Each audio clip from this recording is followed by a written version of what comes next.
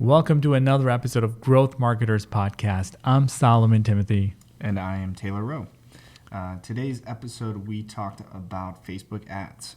So if you're trying to learn about Facebook ads, sort of a novice or trying to get into the space, you want to run Facebook ads for your business, whether you're a business owner or a marketer, I think this would be a good place to start. I love Facebook ads. We use Facebook ads all the time. We take pictures of really awesome ads. Yeah, for our clients. Yeah, I have a whole photo album in my phone of screenshots amazing ads. of ads that I like. So that's how exciting that I am. But this is a great episode. We got into a couple of different types of ad formats, some tips on creating audiences, custom audiences, who you should target, how you should target them, and setting some campaign goals in terms of budgets and KPIs. So hope you enjoy.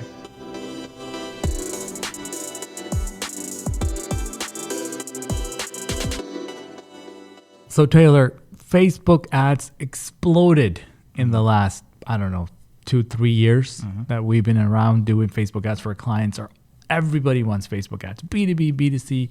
We're doing remarketing. We're doing all kinds of stuff. What changed? Well, I think everybody uses Facebook, and Facebook has so much data, probably too much data, as they just recently got in, some trouble.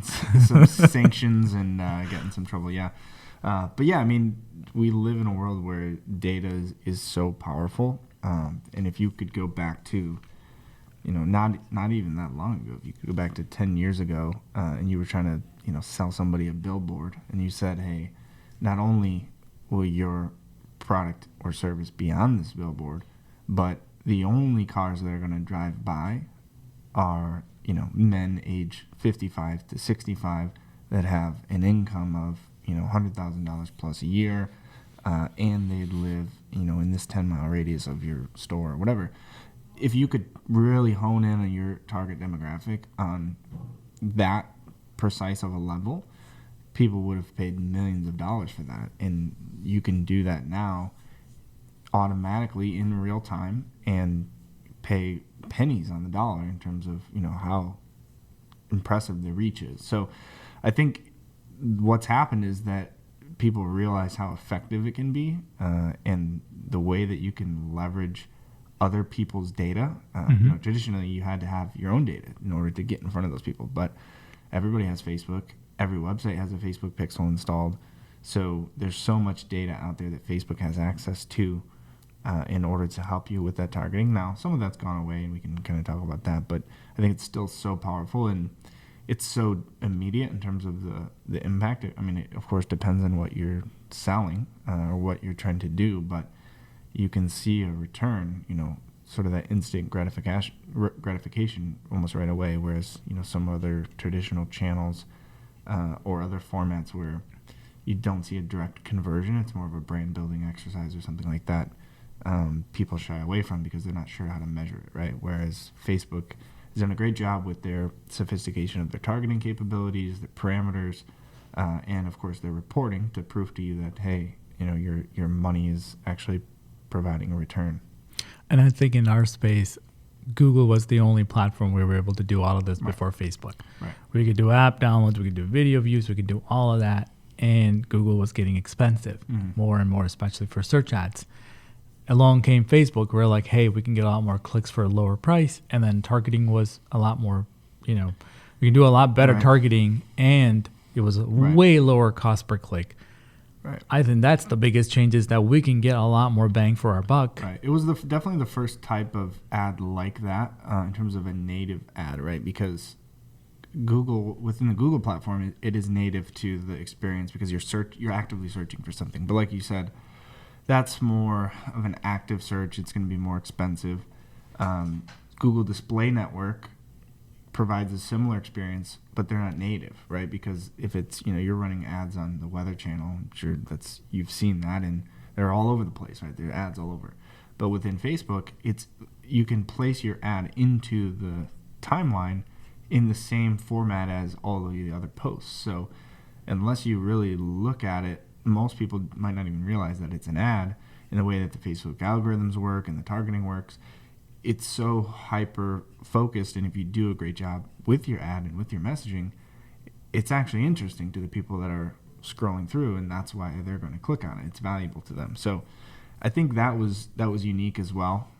Basically being able to tap into someone's phone and their attention when they're just kind of, relaxing or scrolling through and trying to see what their friends are doing, whatever it is. If you can get in front of them at that point in time, it was something that was completely unique in that format. So I think that had a lot to do with it as well. And also Facebook lets you be creative.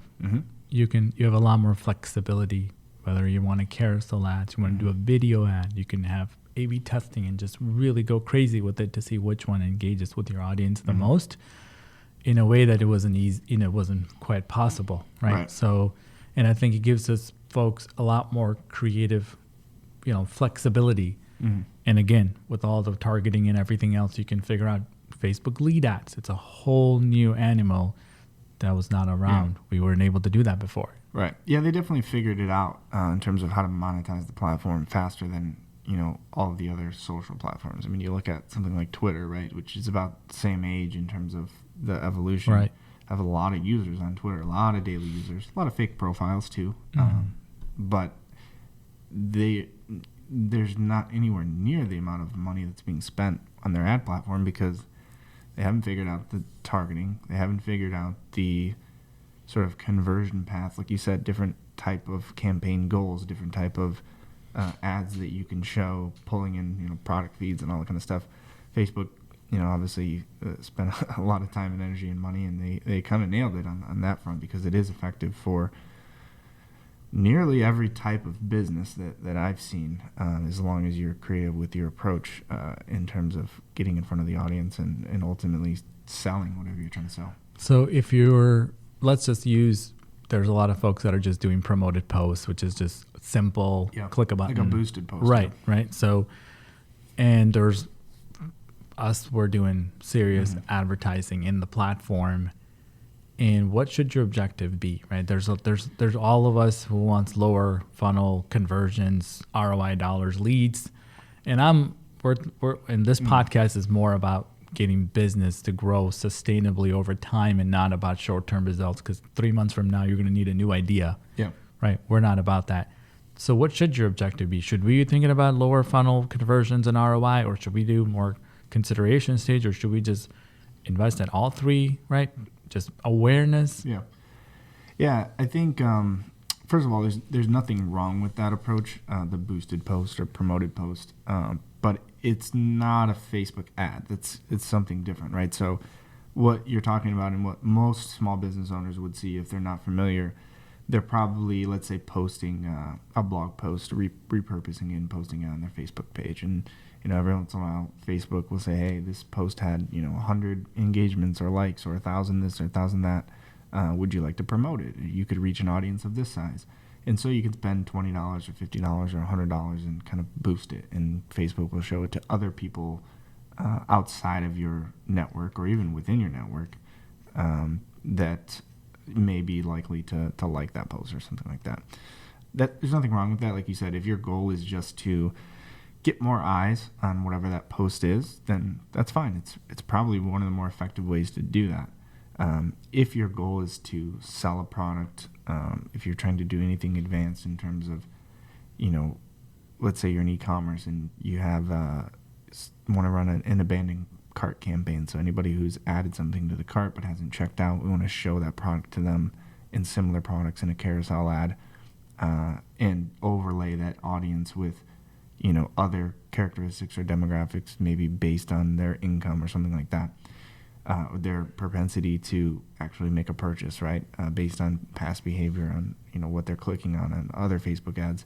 If you wanted to do something like that, that's completely different. So if your goal is, hey, I want to get more people to, let's say go to my blog. Yeah, exactly. And which is great because we're just talking about the power of data. I always think if you can drive more and more quality traffic to your website in any way possible, whatever the cheapest way that you can do that, as long as it's quality traffic, you're just feeding your own pixel, your own data, so that when you do run a more bottom of the funnel, let's say Facebook lead ad, or even if you're trying to sell a product, you're doing that with a larger database of data from your website.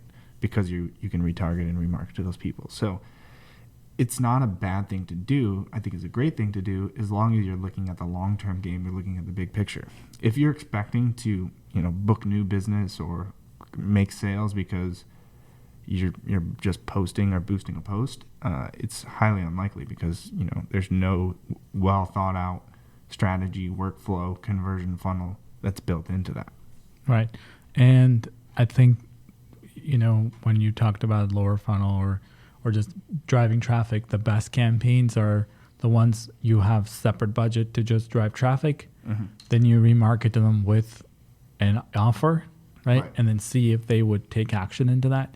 Even if they don't convert, now you have another set of campaign to actually make them convert and follow them through the entire funnel. Right. So you're not just focused on one thing or another. Or you can remarket to people that didn't even come from Facebook, but they've been to specific pages on your website. Whether you're B2B, whether you're B2C, all these things are stuff you can do right out of the box in Facebook. Again, whether it's watching a video early on, everyone who's watched a video that they just got introduced to your company. But the next one is to download an ebook, but you could use the Facebook lead ad to download the ebook. And then lead them to another ad in the future because they've engaged on that ebook offer to do something else. Correct, yeah. Yeah, I think just kind of mapping it out as strategically as you can to say, here's the decision-making process of my buyer.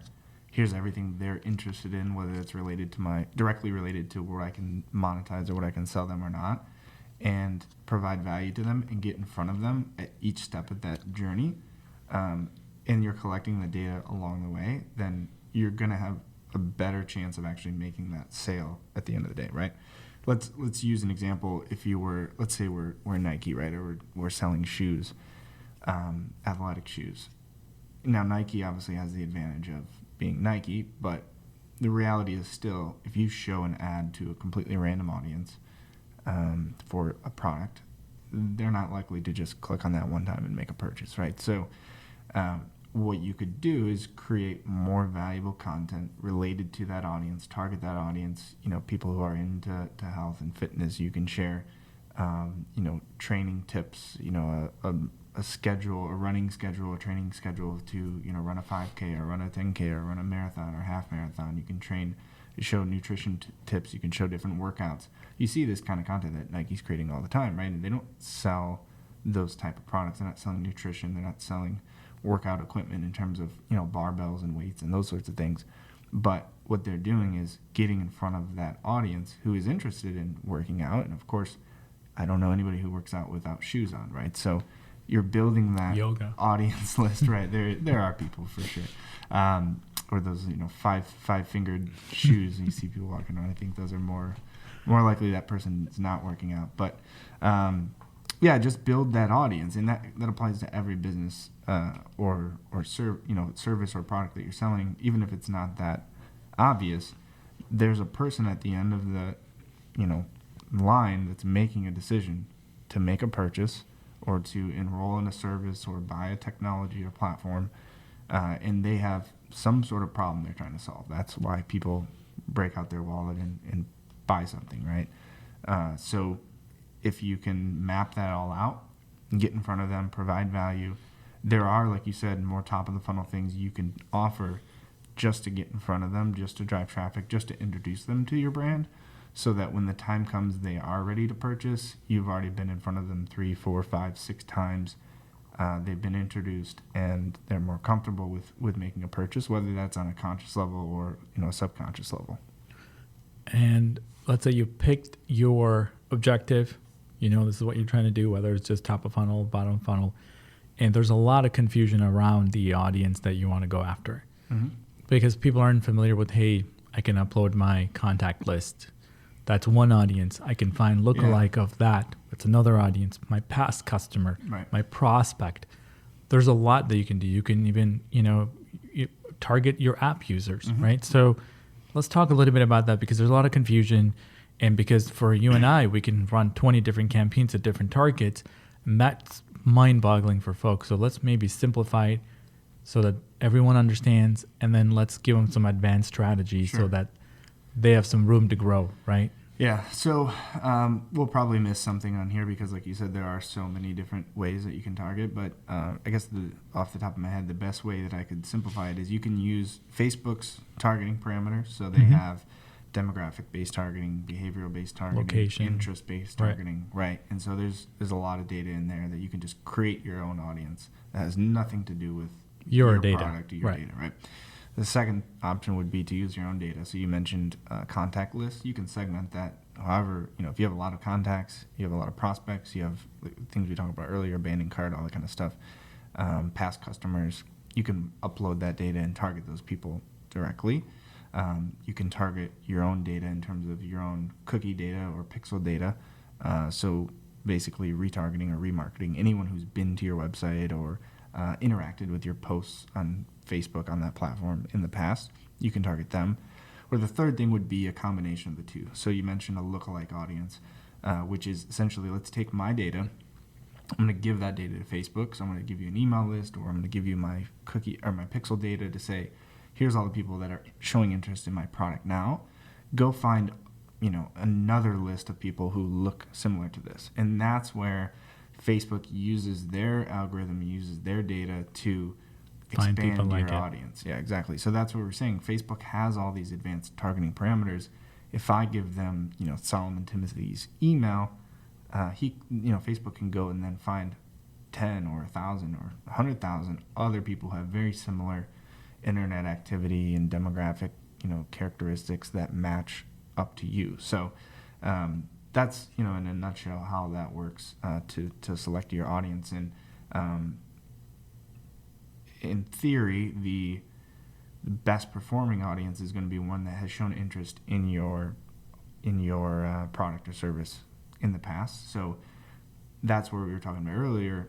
It's in your best interest to drive as much quality traffic, and I can't overemphasize quality enough. Drive as much quality traffic as you can from multiple different sources, multiple different channels, because when the time comes that you do want to target an audience, you're going to have better performance of a campaign of people who have already shown an active interest in your company.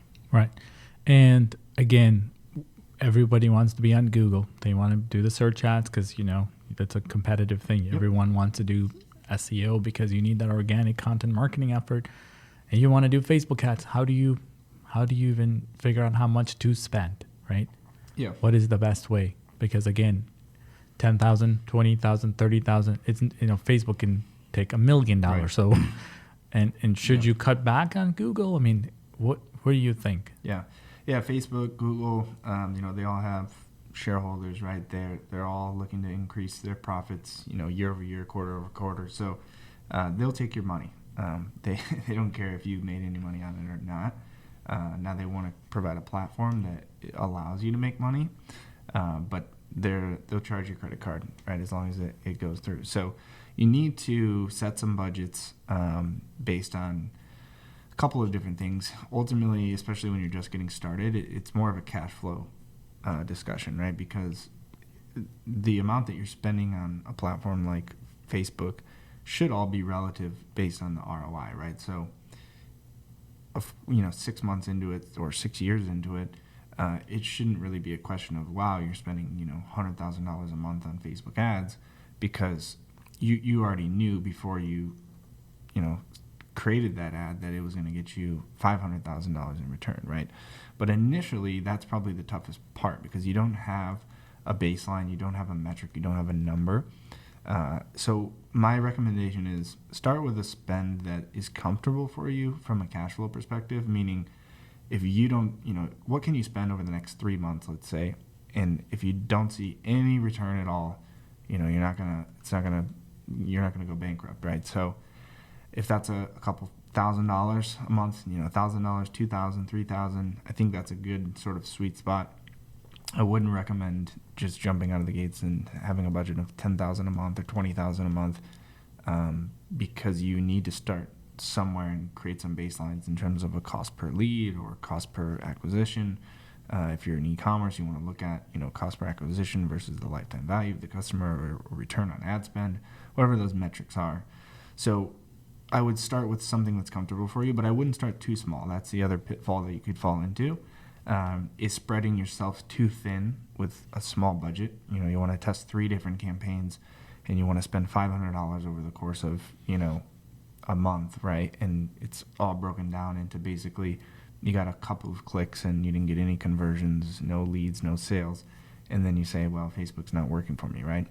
I always use this analogy, but there's some sort of law of averages that comes into play. So it'd be like a batting average, right? You can't go up to bat 1 time or 3 times or even 5 times or 10 times and say, you know, I batted 1,000 or, you know, I didn't get any hits, right? So over the course of a season, you're going to have more.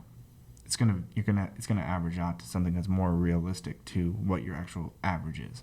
And the same thing happens with something like Facebook ads. You need to let the algorithms run long enough. You need to have enough spend and have enough conversions. I don't want to look at, you know, I got X number of clicks or I got X number of impressions and nothing happened. You need to optimize based on the conversion, whether that's a lead or a sale. So I would set a goal in terms of, hey, I'm going to run this until I have 50 conversions or 100 conversions, and then make a determination of was that successful or not. Because if it's just, I'm going to spend $50 and see what happens, most likely it's not going to live up to your expectations because you didn't go all in into that. Right. And I think to find out early on if it's performing, it's to do sort of that split testing.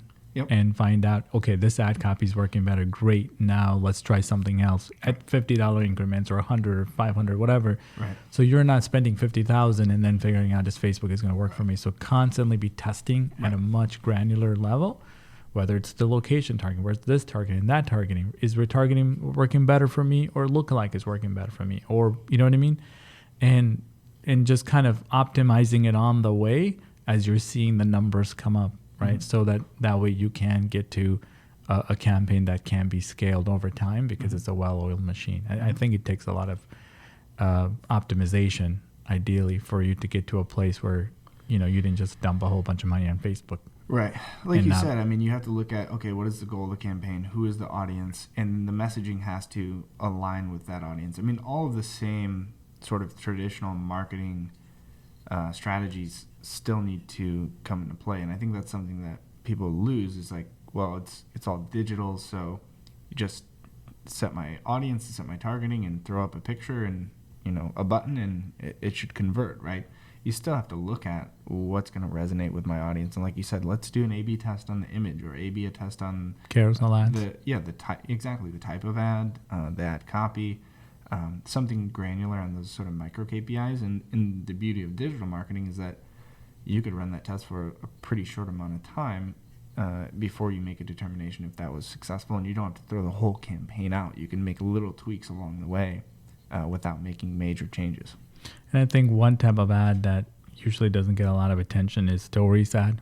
Mm-hmm. And because you have such amazing, targeting abilities, now you can throw a story in front of them, and it's like that quick. It's kind of like, Snapchat ads, right? So you're kind of like right in front of their face, and you go away. And if you have a big promotion, and it's an amazing way to just stick it right in their native experience. They don't even notice it. Like, oh wow. Yeah, because you're kind of going through. Yeah, I mean, Facebook by default, Facebook will serve the ad based to audiences and on different platforms and in different formats, based on what they believe is going to get the best results, right? So that's where, again, if you're optimizing for conversions and you let it run for the first 20 conversions, and 19 of the 20 are all coming on Facebook mobile, or they're all coming on Instagram, or they're all coming on, like you said, a story, then Facebook's going to show that ad in that particular format in that time frame more likely. Now, you can go in and manually make those changes and make those adjustments. So like you said, if you had something specific like a promotion that was going on for a 1 day or something like that, maybe it would make more sense to put that in a different format in the story, Facebook or Instagram, rather than just a traditional desktop ad.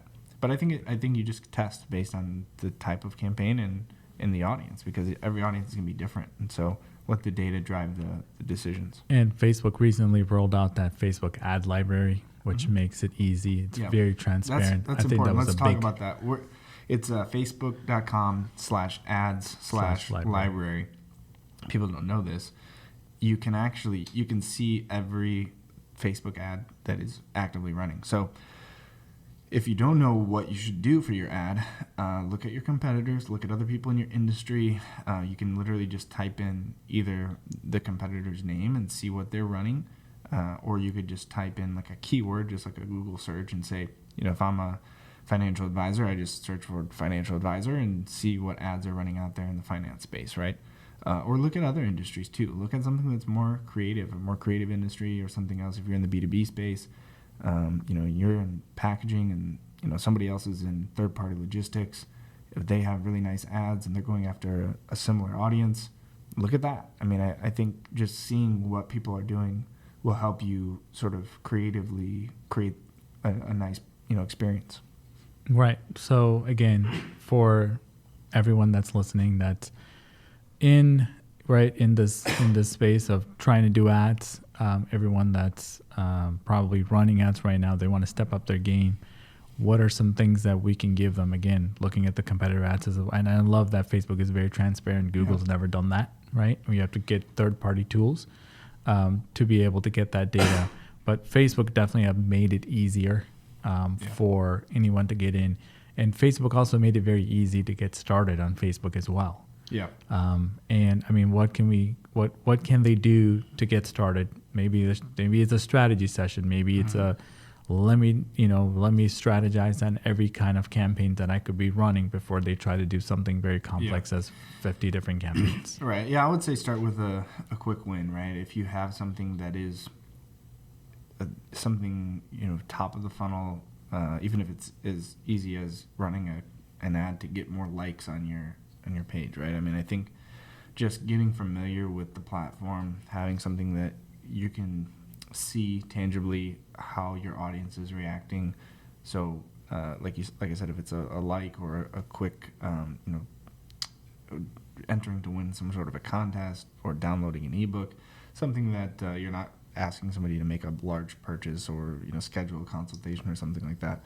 Starting with a quick win, doing your research on what your competition is doing, coming up with a strategy for, like you said, the targeting, the objective, the messaging. Is it a landing page? Is it a lead ad? And then looking at the results, getting familiar with making tweaks and tests and optimizations, and then look at something more big picture, more, larger scale. All right, well, that's all we have for you for this episode, everyone. Thanks for tuning in. As always, we love to answer your questions. Send us an email at growthmarketers@oneims.com with your questions and thoughts. We'll love to answer them here or just get back to you so you could gain more knowledge and improve your campaigns. Thanks a lot, and thanks for tuning in.